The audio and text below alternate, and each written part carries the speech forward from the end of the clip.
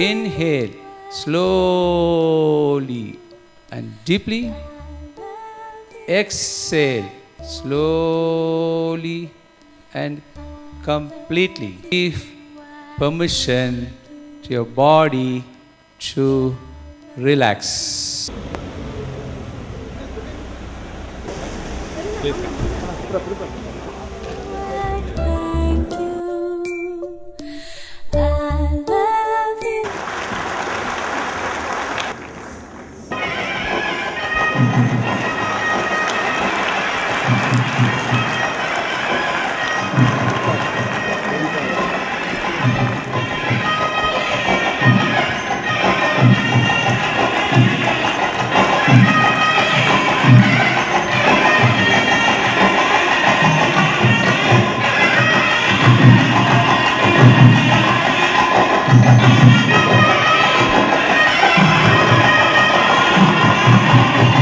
The very presence of Shiela ji as our chief guest today testifies political empowerment still happening in India.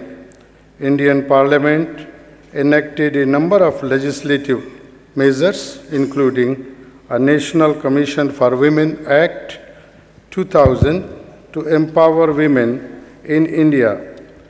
It is to the credit of the Indian parliamentary system that Her Excellency Srimati Pratibha Devi Singh Patil adores the presidential chair of India. For the first time, history is written for all of us to be proud of. And finally, to Madam Shiela, who is gracing the occasion as the chief guest and found time out of her so busy schedule at Delhi. I invite Srimati Dr. Shiela Dixit to release a Congress souvenir and Dr. Kirti Singh to receive it. I love my heart and soul. I love our humanity. Join hearts and soul together.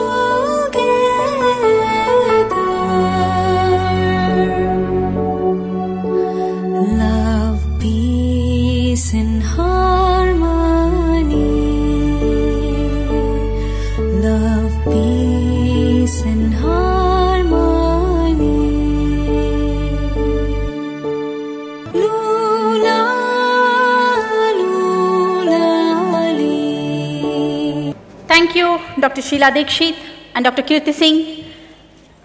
I invite Dr. Shiela Dixit to say some words about wellness. Srimati Shiela Dixit, born on March 31st, 1938 and belonged to our Indian National Congress. Dr. Srimati Shiela Dixit was sworn in as a Chief Minister of second consecutive term of the government of the state, Delhi, on December 25th, 2003. She is the second woman Chief Minister of Delhi and she represents New Delhi constituency in the Legislative Assembly. She is a holder of Master of Degree. During the period between 1984 and 1989, she represented Kannauj Parliamentary Constituency of Uttar Pradesh. As a Member of Parliament, she served on the Estimates Committee of Lok Sabha. Srimati Shiela Dixit carried the Implementation Committee for commemoration of 40 years of India's independence and Jawaharlal Nehru centenary. She represented India at United Nations Commission on Status of Women for 5 years, 1984 to 89. She has also served as a Union Minister during 1986 to 1989, first as the Minister of State, Parliamentary Affairs, and later as the Minister of State in the Prime Minister's office. As Chief Minister of Delhi, Srimati Shiela Dixit was awarded the Best Chief Minister of India by Journalist Association of India on 12th of July 2008 by H.K. Sethi, the Secretary General of the organization. Srimati Shiela Dixit has championed the cause of women at various fora and in various capacities. She has also been a leading figure in the movement for granting of equal rights to women. In Uttar Pradesh, she along with her 82 colleagues were jailed in August 1990 for 23 days by the state government when she led a movement against the atrocities being committed on women. I invite Srimati Shiela Dixit.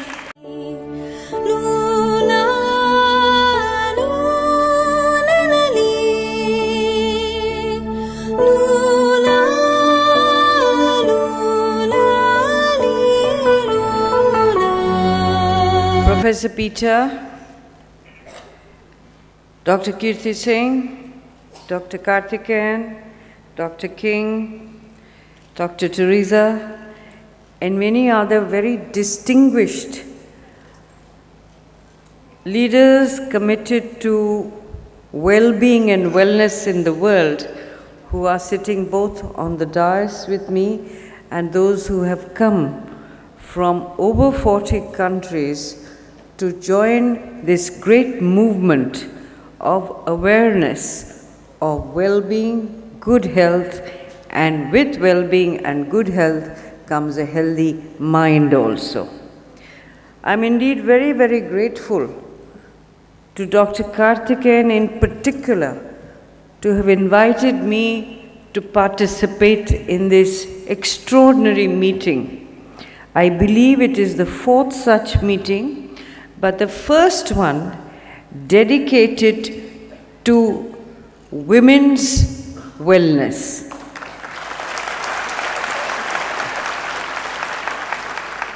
And because I was terribly attracted by the fact that it was a congress, a world congress for women's wellness, I could not resist the temptation of accepting this invitation, and I'm ever so happy to be here amongst each one of you.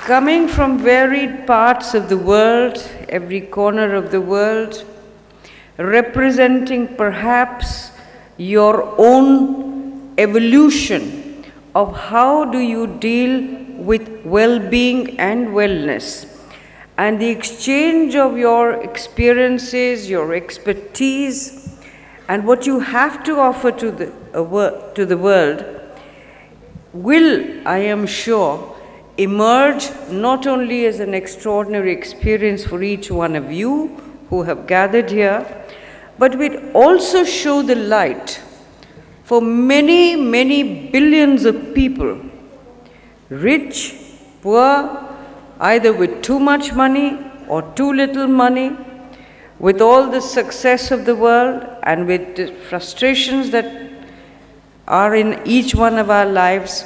How do you deal with them? How do you evolve systems where you become your own healer rather than having to go to a doctor or anybody else? That is your very extraordinary effort, and I'm sure it is going to bring happiness to millions of people. All our countries, the world has an ancient civilization today. Some may be thousands of years old, others may be 1,000, 2,000 years old. But the civilization of the world has become a mature civilization.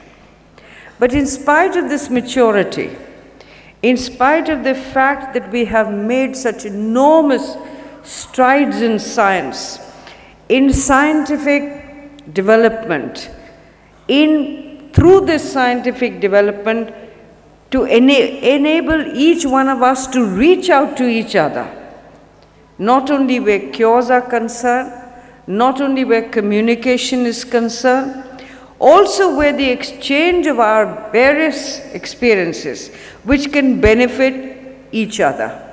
We are no longer living in a world which is isolated. It is being said, a word which has been coined very often, that we are today living in a global village. We have made enormous progress. We've reached up to the skies. We've landed on the moon. We've landed on Mars. We are getting more and more knowledge. And with that knowledge comes a sense that whilst we are very important to ourselves, we are but a tiny, tiny, tiny speck in this entire universe. But we have individually egos, and I'm being frank with you, we all have them, which care for oneself without ever caring or sharing what we do enjoy with other fellow human beings. I got a very interesting observation from a doctor who told me once that, do you realize that a child, a baby, up to the age of 2, 3, and 4, smiles or laughs 300 times in a day. But as you keep on growing up, you smile or laugh barely 30 times in a day. I thought that was a very simple solution to a very complex problem. It doesn't cost us much to smile. And when somebody smiles at you, you feel elevated, you feel wonderful, you feel light, you feel happiness, you feel all's well with the world. When you frown or raise your voice, cynicism comes in. And we have to avoid that at every cost. There are always different aspects to a situation. You can either put up the minus points or pick up the positive points.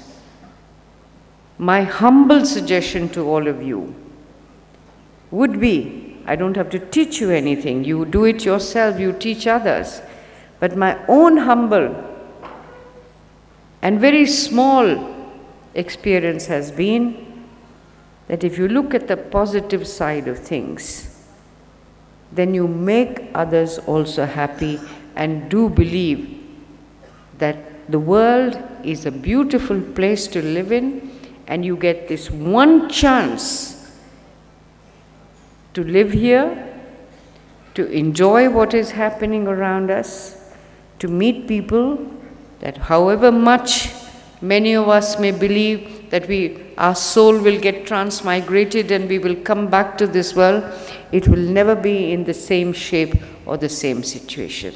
So it's a once in a lifetime or a once in an eon chance that we get to serve, to live, and to enjoy the fruits of this beautiful and wonderful world of ours. In spite of all that we have attained, in spite of the comfort that we have managed to give to thousands and billions of people, there is still unhappiness. Why? As Dr. Kirti Singh said, quoting Mahatma Gandhi, that there is enough in this world for everybody's need, but there is not enough in this world for everybody's greed. There is no limit to it. I have a car, I use one car at one time, But my greed tells me, no, I must have 10 cars standing outside my house.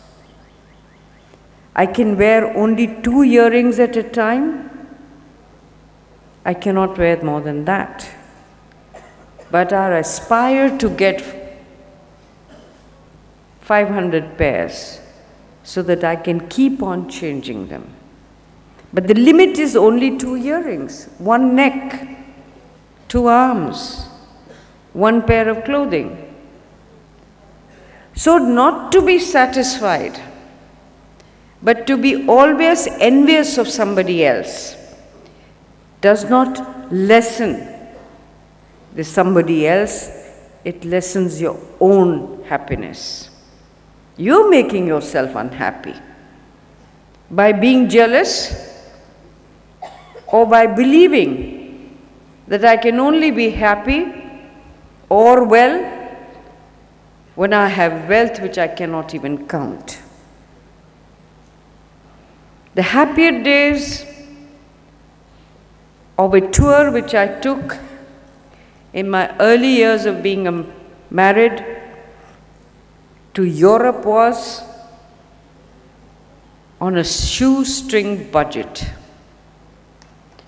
Today when I go, because of the position God has been kind enough to bestow on me, I am treated like a king. I have everything what I want. But I don't remember anything. I don't want to remember. It does not impact me. All this luxury that surrounds me, all this that surrounds me. What impacted me and will go to my dying day is the trip that my late husband and I took to Europe on a shoestring budget, where we would stand outside those wonderful, beautiful shops selling cakes and pastries with water in our mouth and saving every little penny to see, will we be able to afford it or not? If we can afford it, remember, it can be only 1 cup of cappuccino, it can be only 1 sandwich, not more than that. You have to walk the rest of the day to be able to save, just to be able to feed yourself. Now those are moments which one remembers, because in those moments there was an element, a beautiful element, a sweet element of struggle. In those moments there was togetherness. In those moments there was understanding what others were feeling. In those moments was something which you were paying out of your own labor and not dependent on anybody else or anybody else's goodwill or charity. You did it on your own. Sometimes, very, very often, too much becomes also a burden. What do you do with it? You haven't developed the capacity, all right, I don't need it, let me share it. So I do believe that sharing and caring has to be an integral part of our lives. I wouldn't like to take more of your time, but the whole system where happiness prevails, where contentment prevails, where jealousy has no place, where we take what we need, can only be done, the leaders can only be from amongst the women of the world. And I say this not because I want to be fighting for any kind of a position of the women of the world, but it is the women of the world. And I keep on saying this over and again, telling myself over and over again, that a woman can reach any heights today. She can reach any position in the corporate world, in the social sector, as doctors, as professionals. but somewhere in her heart lies the mother which nobody can replicate. And it's the mother, it's the role of the woman who looks after her parents. It's the role of the woman who takes care of the husband. It's the role of the woman who rears the children and brings them up. It's the role of the woman who does not eat unless she has fed the rest of the family. It's the role of the woman who keeps her contacts with the larger community, with the larger family. And if that were to be gone, if that were to be subdued, this world will become a dry place. It won't be a happy place. So therefore, when we talk of women's empowerment, when we talk of women standing shoulder to shoulder with men, when we talk of women's constitutional rights equal to the menfolk, when we talk of women taking part in every walk of life, whether they are going to outer space, they're joining armies, piloting planes, looking after the household, doing chores. The woman is the pivot of the existence of this world. Please let us not forget that in humility. And if a woman were to forget this role of hers, which binds humanity together, which spreads love and affection, which gives understanding, who does a man run to when he's disturbed? It's either his mother, or his wife, or his daughter. Why? Because he knows that they would understand even if everybody else in the world misunderstands him. So that role of women, and if you have to bring about wellness in this world, good health, good bent of mind, good physique, the capacity to be able to give rather than only take all the time, the woman has to play the most critical role. In fact, if she were not to play that role, I don't think we'll be able to achieve what your wonderful Congress has set itself out to do. I'd like to thank all of you who have come from various parts of the world to share your experiences, to give your knowledge, to make the world a happier place, a less strife-torn place, a place where division does not take place, where the coming together of peoples, of cultures, of languages, of experiences leads civilizations forward. And all of humanity, instead of frowning, smiles. With these words, thank you very much and all the very best to you.